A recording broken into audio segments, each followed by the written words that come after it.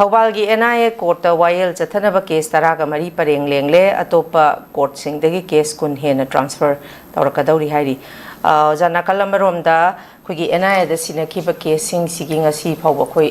ꯃꯅꯤꯄꯨꯔꯗ ꯊꯣꯛꯂꯤꯕꯁꯤꯡꯁꯤꯒꯤ ꯑꯩꯈꯣꯏꯒꯤ ꯍꯥꯟꯅꯒꯤ ꯁꯤꯑꯦꯝꯅ ꯊꯝꯃꯝꯕ ꯋꯥꯐꯝꯒꯤ ꯃꯥꯅ ꯌꯥꯝ ꯇꯣꯏꯅ ꯊꯝꯃꯝꯕꯁꯤꯅ ꯂꯦꯝꯅ ꯊꯥꯔꯣꯏ ꯍꯥꯏꯕꯅꯤ ꯑꯗꯨꯒ ꯑꯩꯈꯣꯏꯒꯤ ꯑꯅꯧꯕ ꯁꯤꯑꯦꯝ ꯑꯣꯖꯥ ꯈꯦꯝꯆꯥꯟꯒꯤꯅ every case khudingma NIAda sinagre haiba ngaktani adubu NIAda akhoi jelarong naga akhoi chilnau taruksi mangi bagi matang da akhoi NIAda sinagre haiba matamda yauramdabagi case oza thokriduni adumakpu masida thaubalgi NIA court da wayel jathanaba case 10가 mari pareng lengle hairi oza akhoi ni yengba yari si akhoi jirigi adagi tronglaubi issue go se oja haji kem thoki dabdawna pura tumina leigrabani ko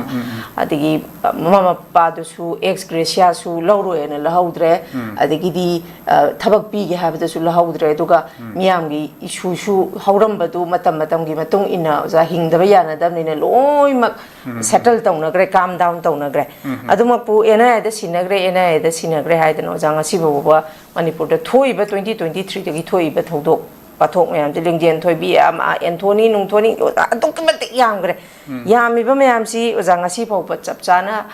simagi di mara leibado si phare NIAda sinagri bise si justice pire phangye habje oja ngasi phauba justice akoi phangdri ba adubu NIA gi ngasagi thaubalgi sida akhoi chathanaba case 10가 mari leire aduga atopa court ki case 10 henna transfer tawrkadauri hairi oja basi hoi legal gi thongda kaino tawise mi hatpa ma hatle have khanga phawba tongan bi evidence mayam kaukhatana wahang pahang tawrga masi legal procedures edukimatik sangba kaino ma khakne habsidi adu makhoi miyamna khangdana leirabani adu makpu sangera tiengera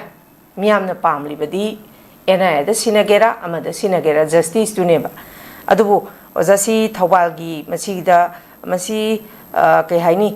justice se dum phangani haibagi kainoma ozagi thajaba leibra duga masisu nakalamromda thaubalgi NIA court ama sumaina kaino tawrakpasi masi development amani haina su lawba yabra oza kari kamaina ozagi moti kamaina thambini hi ai kaino si haiba casing si NIA na pakpa casing si yame yam sathini yame haitare hoji haibiri duni case mayam su pending lady adi kharam su top court gi transfer tawkadori na haile aduna NIA gi makut si hoji pik thale haitare case mayam na adi anoba casing su amu hapsal egni do hauki ba matam khara si da makoi da mu ahen ba case khara mu hapsan bigre haitare aduna moi si makut si lumme pungam dare aduna haiba casing si kano to rakpa matam da chu akhoi gi loisil rakpa matam se masi ngasi hayeng heta tawgdaba wa natare yamna matam si sangna changi dawri haitare aduna haiba aduki matik sangna changrtaba casing dudati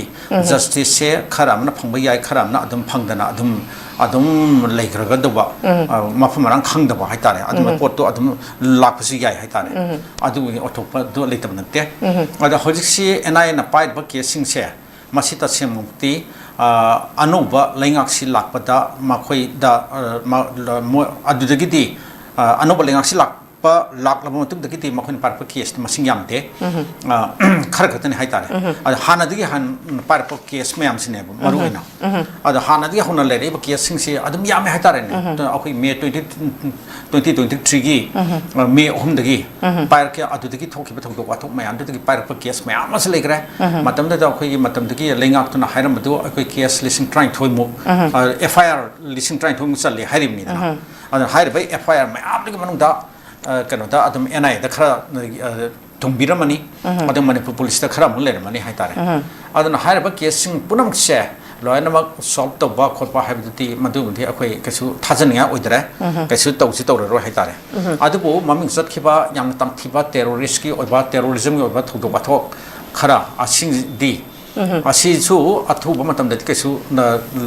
solve to loi justice kasu phangloi yam na matam si yam sa na sangi haitare ana hojiksi makoina investigation se amata solution masu letri charge sheet thagpagi wafam su amata utadi haitare adana keno je makoi thijan bagi process se yam watli มวยพากันแต่ว่ามีสิ่งที่ตัวเทอร์ริสต์งักนี่นะเทอร์ริสต์สิ่งที่มาคนไหนที่ไม่มันจะเล็กแต่นี่นะมวยเทอร์ริสต์ที่คุยจะอีกนะสิ่งดำมันจังกลดอุมังดาที่ town to town city to city อันนี้มาคุยขนาดนั้นใส่ได้โคลกาตาได้กวาตีได้เดลีได้มุมไบได้กัวได้ก็ได้น่าจะเล่นมาเสียอันนี้ขนาดนั้นมาใส่ได้สุดสัมผัสได้แห้งเล็บได้ก็ได้ใส่กอดได้ใส่ตูได้ก็ได้อันนี้เล่นมาเสียอันนั้นสิ่งว่าไม่ยามสิ่งมาคุยก็ที่นั่นมาคนนั้นมาคุยสุดที่จะรีบไป investigator สิ่งที่สุดจุบว่า headache มันหายตาเลยอันนั้นอันที่หายไปNI หายที่ที่ไอ้นั่นบางทีสุดอันนั้นหายใจผิดตอนนี้มวยที่อาสาไรเฟิลส์ก็มาmanipur police ก็มา command มวย type นั่นเองมวยที่เอกต์ battalion นั่นมวย type นั่นคือ company มวย type section นั่นมวย type คือไล่ไปแล้วก็สิ่งuniform เสียแล้วก็โอ้ยNI นี่เอาที่ operation ตัวด้วยนี่ไอ้นั่นกับนั่นด้วยนี่การนั่นตัวอันนั้นมวยกังบุนนั่นเองมวยนั่นพูด investigation นี่ group ตัวเลยแบบนี้นะคุยไล่ไปแต่ต้องไปจะบอกเขาจะบอกเขาต้องเจอกันสู้มาคุยที่พูดอันนั้น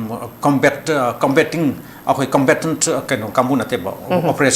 operation force นั่นเองอันนั้นมาคุยนะกันว่าตัว security force มาเต็ง low รินี่manipur police ยาฮอลินี่อาสาไรเฟิลส์ยาฮอลินี่ CRPF ยาฮอลินี่อันนี้ก็มาคุยมีภาพจัดลิเนี่ยไม่มาสามารถนั่นจะสุดสับงมจะปนเตะอันนั้นอาสมัยตอนนั้นมาคุยมีภาพแต่ว่าคุยแต่ว่าเคสสิ่งใดยานว่าเลยให้ตาเลยยานอะไรดีจีบางมิตรถูกตะกี้มาตั้งอันตะกี้การเอาคุยลินเฮมเอาคุยเฮมันจิตลินทำบีภาคขี้บกี้มังหันขี้บกี้อันตะกี้มาตั้งอันนั้นมาคุยมีมันพาได้มังพาได้กันนะให้ดิเซ่อันนั้นสุดลุยเป็นไหนดีแบบอันนั้นกันว่าลุยเป็นไหนได้ให้กันแต่มาคุยนานสารสิทักไปอะไรนะกอดอ่ะกันไม่ทักตีอ่ะคุณสิพ่อกันอันนั้นมาคุยลุยรุ่งที่รวยแบบอันนั้นสิ่งบางทีมีภาคแต่ว่าคุยแต่ว่าอย่างว่าไอ้ว่า investigation สัตว์ก็แต่ว่าอีกนั้นมันไม่ได้ให้ก็มวยเกี่ยสัมตักคุณสิพ่อตลอดสิ่งว่าคุณเล็กเต้อันนั้นกันว่าสิ่งมาทำสิ่งอย่างสร้างนะคุยนั่งสังกัดเอาได้ให้ตาเลยอันนั้นมาทำสร้างนะสังมาเลยดี justice ตัว delay ตัวเรื่อง delay ตัวเรื่องนี่ deny ตัวเรื่องครับก็จะมันให้ตาเลยอันนั้นสิ่งปวดสิ่งเลยนั่นมันไม่ได้ให้ก็อันนั้นนี่สายตาไอ้คนที่มีไม่เอาสินะไอ้คนที่ตัวมันน่ะให้ใจนะมาบางทีสักว่าตัวมันให้ใจเลยนี่ manipur police ตัวสิ่งก็ต้องนี่ให้สิ manipur police ตัว full force full power ปีระก็มาคุยนะตัวเราเองทิ้งตรงไหนบ่อันนี้ manipur police นะก็เรื่องว่าคุยเสียจุดสัน police แล้วก็กังปูวิทย์แล้วก็ให้ว่าซึ่งว่าคุก terrorist ขราพาดไปยาตีนะให้บ่ได้อันนี้มาสามารถ police ก็ CRPF ก็ปุ่นสมินไปใหญ่นะก็สกัดดีนะอันนี้ manipur police ไม่ใช่ officer ยาวเรียนขั้นสูง investigation IO ขั้นยาวเรียนให้สูงมาได้ก็ริตงงดีนอน security force ไม่ยังสัตว์ประดุดอันนี้อันไม่น่าต้องใหญ่ให้ไปวันนี้นะว่าจะมารักอันดังทัศน์เกี่ยสิ่งมาตั้งสิคุย